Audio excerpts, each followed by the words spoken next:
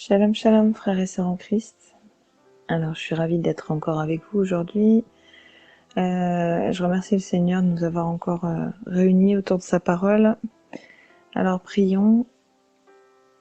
Seigneur Jésus, merci pour ta grâce infinie. Merci pour ta bienveillance et pour ta parole immuable et véritable.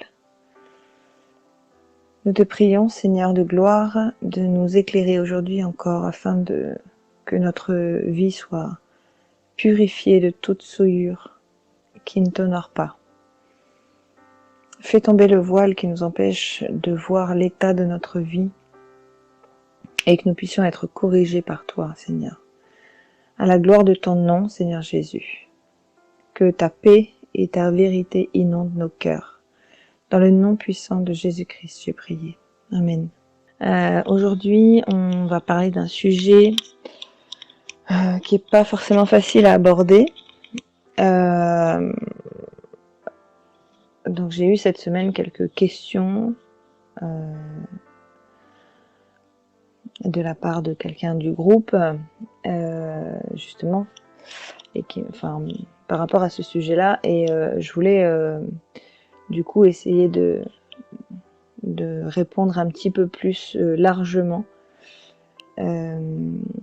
parce que je pense que ça peut servir à plusieurs personnes en fait, qu'on est tous à un moment donné un peu confrontés à ça, alors soit dans ce domaine-là ou un autre, mais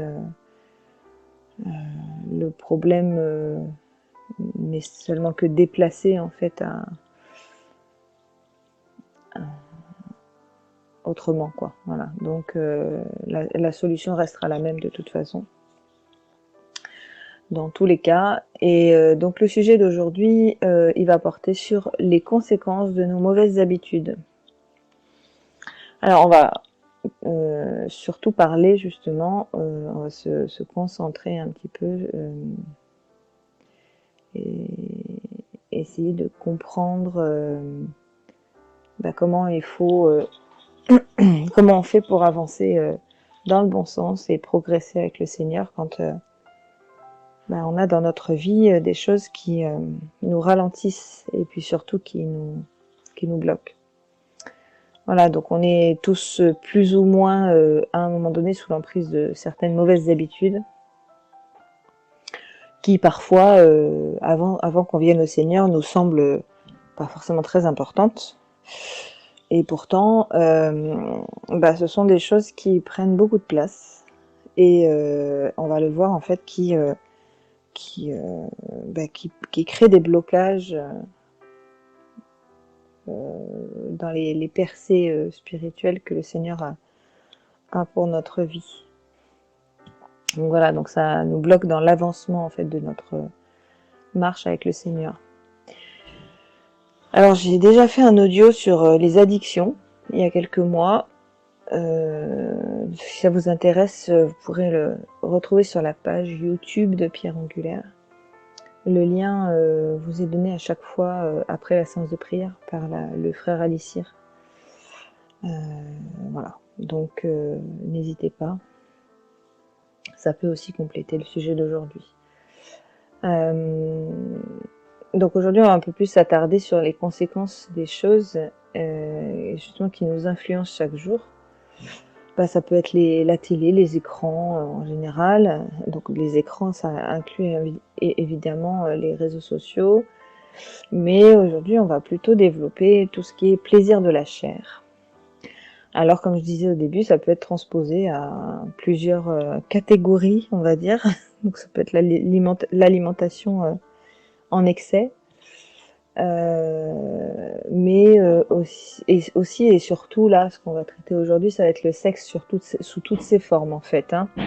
Donc aussi bien le sexe personnel, c'est-à-dire la masturbation, ou le sexe hors mariage, avant le mariage, et ça peut être l'adultère aussi. Voilà.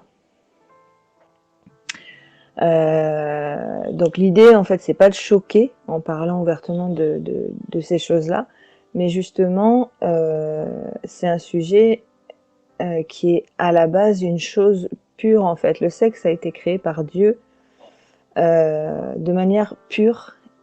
Et c'est quelque chose de merveilleux en fait que Dieu a créé pour l'homme et sa femme, ou pour les couples quoi en fait, hein, unis surtout dans le Seigneur, et dans le cadre du mariage, non pas principalement, mais je dirais exclusivement.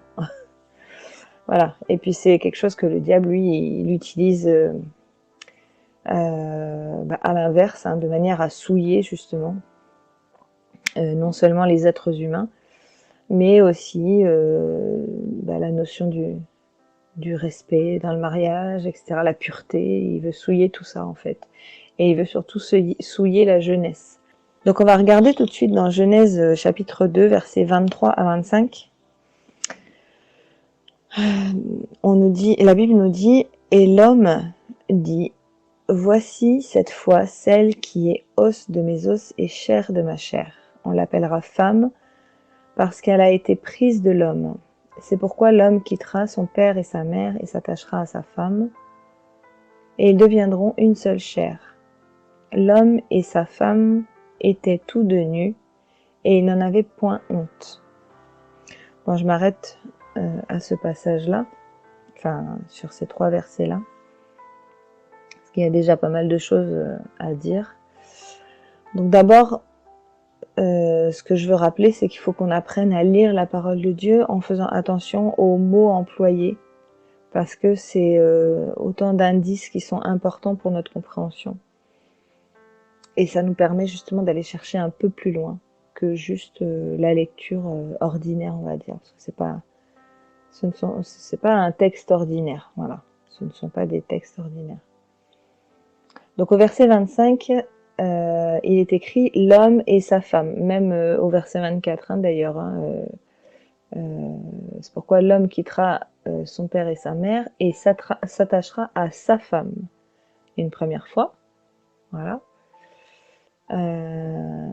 Et au verset 25, on nous redit l'homme et sa femme. C'est pas l'homme et la femme.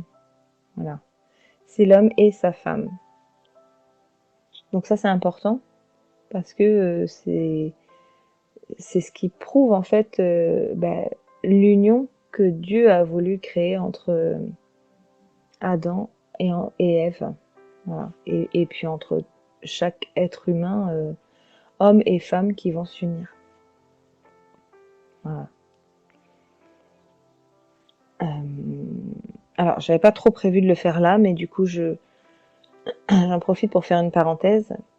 On voit là dans ce passage qu'il est bien question d'un homme et d'une femme. Donc, je veux éclaircir tout de suite les ambiguïtés. Non, Dieu ne cautionne pas les relations unisexes et homosexuelles. Voilà.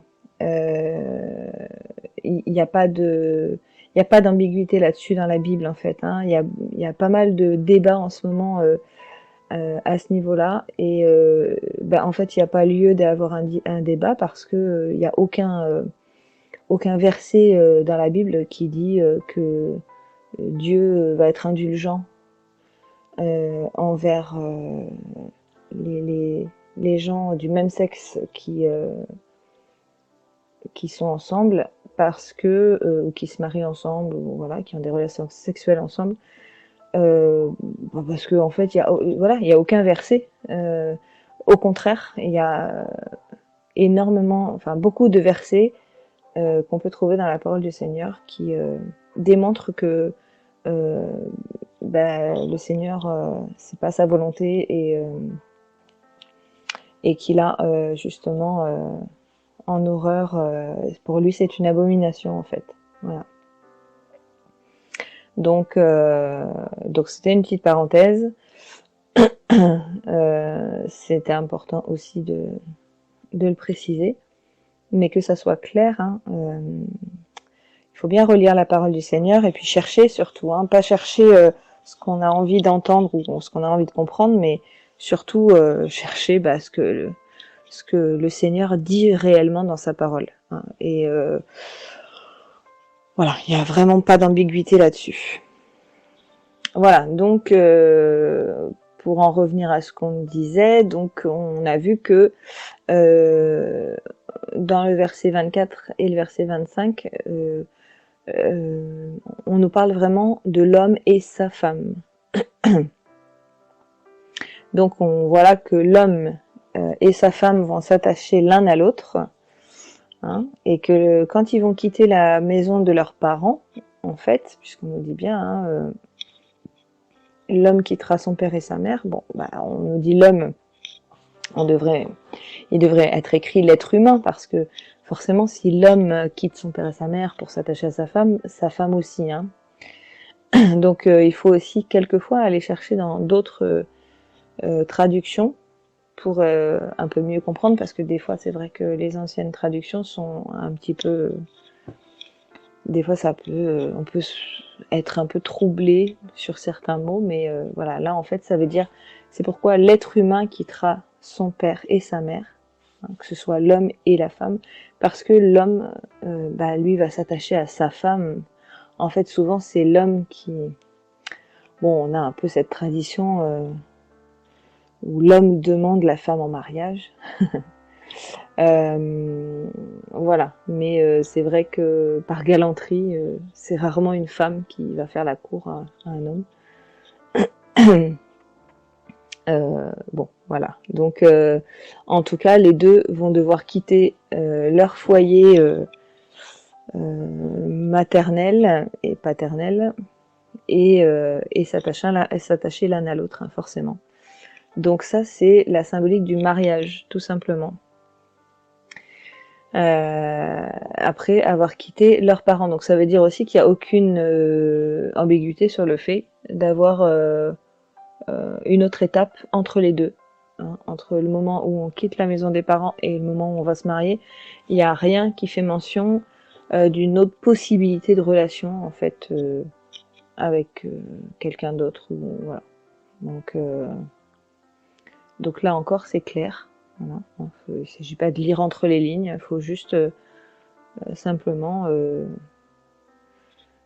savoir lire ce qui est écrit et y a pas, parfois il n'y a pas vraiment besoin d'une compréhension divine pour comprendre ce qui est écrit, quoi. Là c'est clair, voilà. Donc en fait c'est prévu dans le plan de Dieu que chaque homme et chaque femme, bah, en gros, attendent le feu vert de leur Père Céleste pour les guider vers la bonne personne, en fait, hein, prévue dans le plan du Seigneur. Parce que bah, le Seigneur, il nous a prévu quelqu'un. Alors, quelquefois, parce que la Bible dit aussi que il n'est pas bon à un homme de rester seul, mais que quelquefois, ben voilà, on ne sait pas pourquoi le Seigneur tarde à conduire deux personnes l'une vers l'autre. Et puis aussi, quelquefois, il y a des gens qui sont... alors, c'est pour ça aussi qu'il y a certaines églises qui en ont fait une doctrine, en disant que voilà, les hommes de Dieu ne devaient pas se marier, etc. Bon, on voit aussi les débordements, hein. On voit ce qui se passe, des choses qui éclatent au grand jour de plus en plus. Le Seigneur, c'est pas ce qu'il a voulu en fait à la base.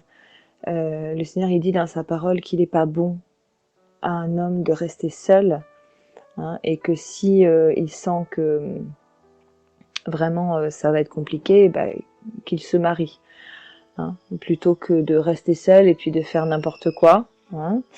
Mais c'est quand même il faut faire très attention avec ça parce que il faut toujours rester dans la volonté du Seigneur. Donc il faut quand même être sûr que on sera conduit vers la bonne personne que le Seigneur a prévue aussi. Hein. Donc il faut beaucoup prier pour ça, afin de connaître l'orientation de notre vie que le Seigneur a prévue, hein, pour nous. Voilà. Donc également au verset 25, on nous dit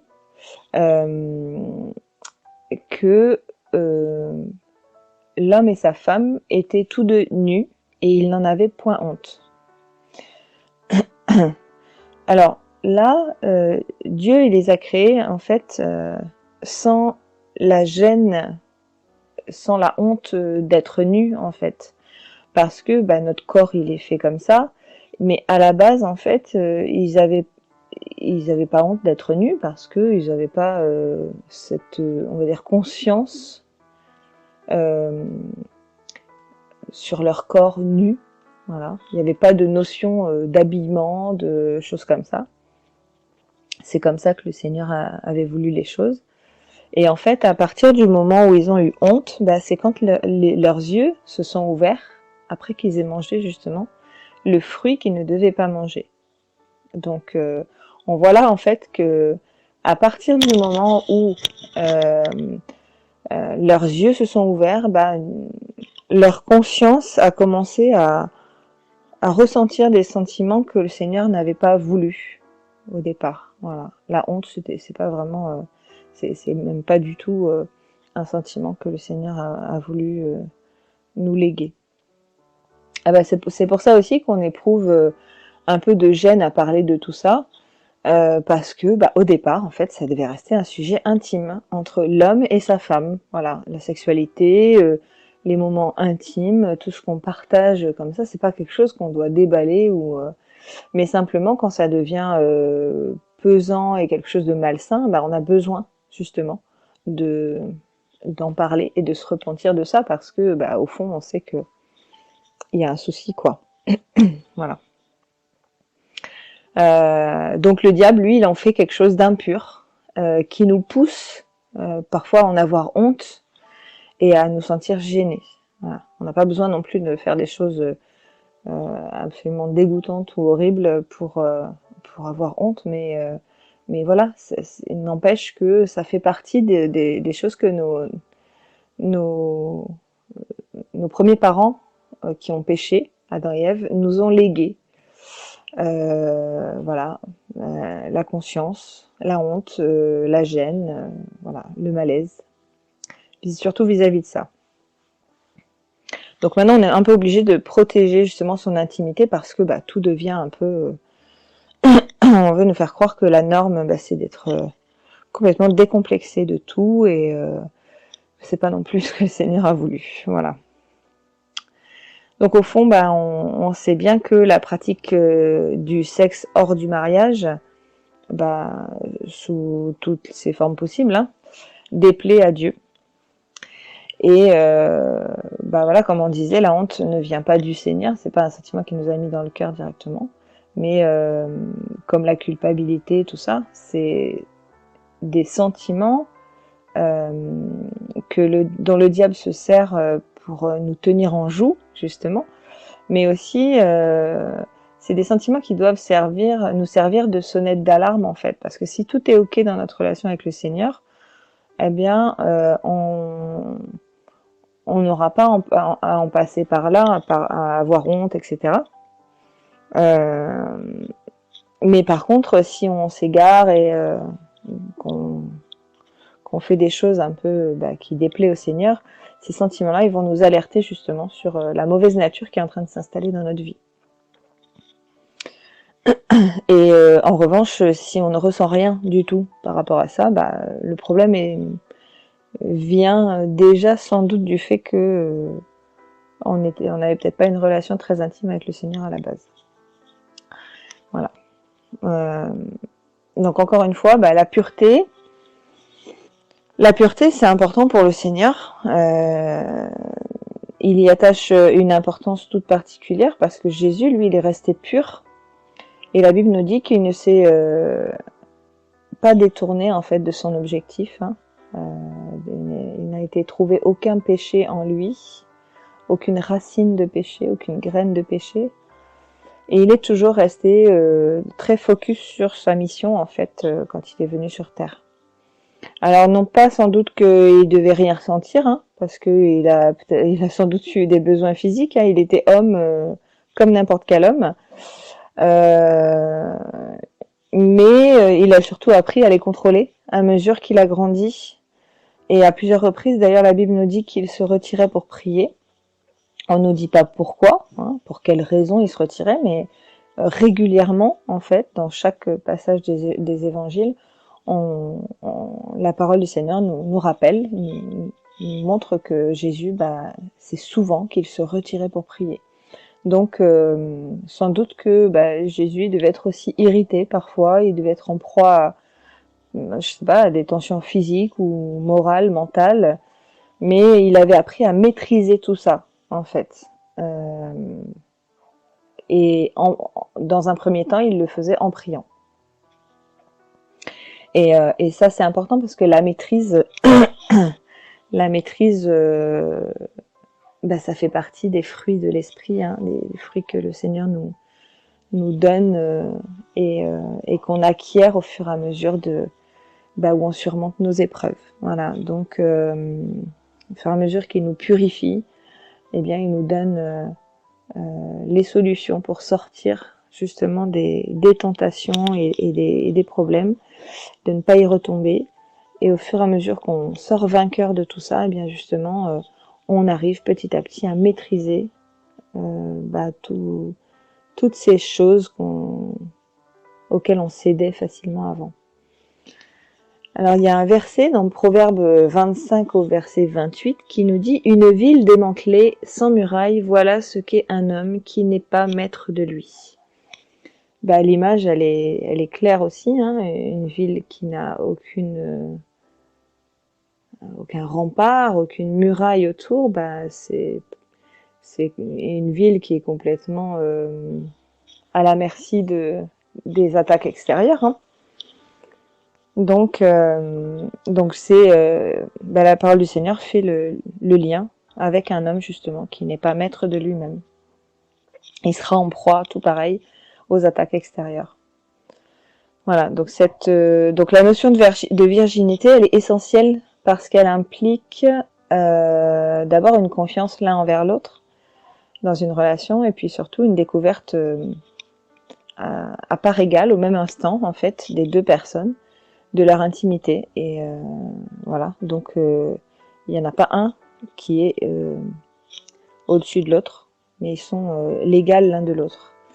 D'ailleurs, l'image de l'homme et de la femme développant une relation intime, c'est aussi l'image de Jésus avec son épouse. Hein, la Bible nous parle de l'épouse de Christ. C'est chaque personne qui lui aura donné sa vie, qui représente justement une part de son épouse. Donc c'est essentiel d'avoir une relation intime avec lui. De même, quand on décide de se marier avec quelqu'un, c'est pour partager l'intimité de cette personne. Et il n'existe pas de relation avec Christ sans moment d'intimité avec lui. En fait, ça n'existe pas. Quelqu'un qui dit qu'il a une relation avec le Seigneur sans intimité, sans moment d'intimité avec lui, ça n'existe pas en fait. Donc voilà. Donc la pureté de la virginité représente notre vie sanctifiée en fait. Sanctifiée, ça veut dire quoi ? Ça veut dire qu'on apprend à se passer des choses que notre chair nous dictait avant. Voilà, donc on n'a plus les mêmes besoins. Voilà.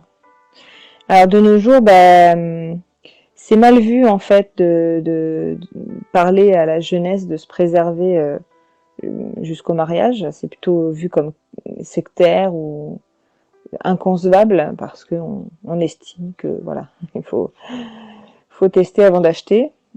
C'est un peu ça.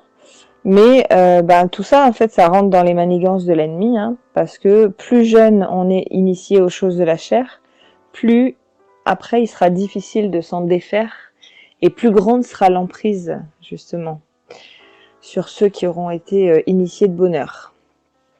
Voilà, et donc, et puis après, on connaît un peu tous les problèmes qui en découlent, hein. Les vies justement qui sont un petit peu déroutées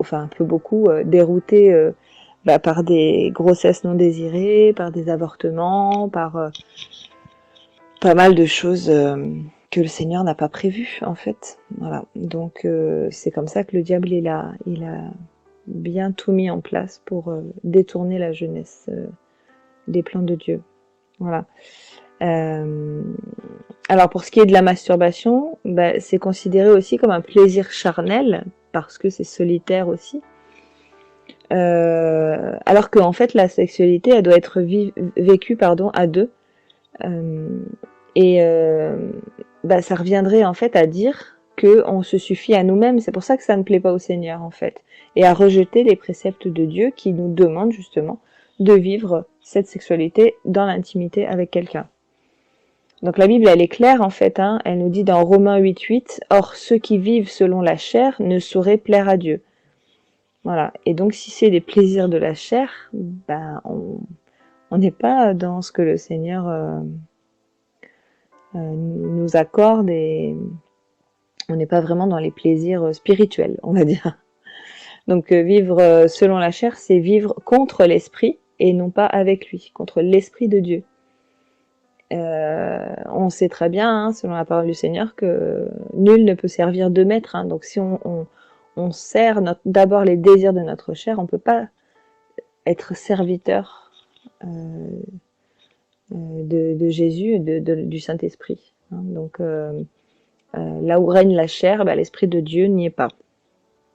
Alors si on a reçu le Saint-Esprit de Dieu, la Bible nous dit que nous sommes des nouvelles créatures. Et ça veut bien entendu dire en fait que des choses nouvelles doivent se manifester. Alors, il est bien entendu que le Seigneur ne nous permet pas de devenir de nouvelles créatures en restant tel qu'on était avant. Pas parce que en fait on vit dans l'ère du péché, et puis que le Seigneur nous accepte tel qu'on est au départ, oui, mais pas pour qu'on perdure dans cet état, parce qu'on n'est pas conforme en fait au royaume des cieux. Voilà, donc on n'est pas du tout dans la pureté que le Seigneur attend de nous pour pouvoir entrer dans son royaume. Donc on a besoin justement que les nouvelles choses divines se manifestent en nous. Voilà, donc si on dit qu'on a reçu le Saint-Esprit et que rien n'a changé pour nous, en fait il y a un problème. Voilà. Et la conséquence d'entretenir ce genre de mauvaises habitudes qu'on avait avant, c'est que on peut pas recevoir ce que Dieu a prévu de nous donner. Voilà, on se condamne finalement à rester éloigné du Seigneur, et puis à ce qu'il ne puisse pas intervenir dans notre vie. Romains 8:5 nous dit « Ceux en effet qui vivent selon la chair s'affectionnent aux choses de la chair, tandis que ceux qui vivent selon l'esprit s'affectionnent aux choses de l'esprit. » Voilà, si on n'est pas prêt à changer par amour pour Christ, alors on va continuer dans nos habitudes destructrices, quoi. Donc ce que le Seigneur attend de nous, c'est qu'on lui reste fidèle, justement, avec foi, puis qu'on suive ses préceptes par fidélité et puis par amour. Et pour ça, il nous faut faire mourir les désirs de notre chair pour que l'Esprit de Dieu vienne vivre en nous. Parce qu'on a vu en fait que les deux ne peuvent pas cohabiter ensemble. Le Saint-Esprit ne peut pas vivre et œuvrer en nous quand quelque chose nous obsède et prend déjà toute la place en fait. Que ça soit des addictions, des choses comme ça, des mauvaises habitudes, des plaisirs qui passent avant Dieu lui-même. C'est l'amour du sexe avant l'amour pour Dieu. Voilà. Dans ces conditions, Dieu n'a pas la place qu'il mérite et qu'il doit avoir. Et c'est notre chair qui domine. Donc encore, on a deux, trois passages en fait qui nous parlent de ça. On a Romains 8:13 qui nous dit « Si vous vivez selon la chair, vous mourrez, mais si par l'esprit vous faites mourir les actions du corps, vous vivrez. » Voilà, parce que la Bible nous dit bien que le salaire du péché, c'est la mort. Donc si on reste justement dans cet état de péché, de désir charnel, on ne sera pas dans la vie éternelle que le Seigneur nous offre.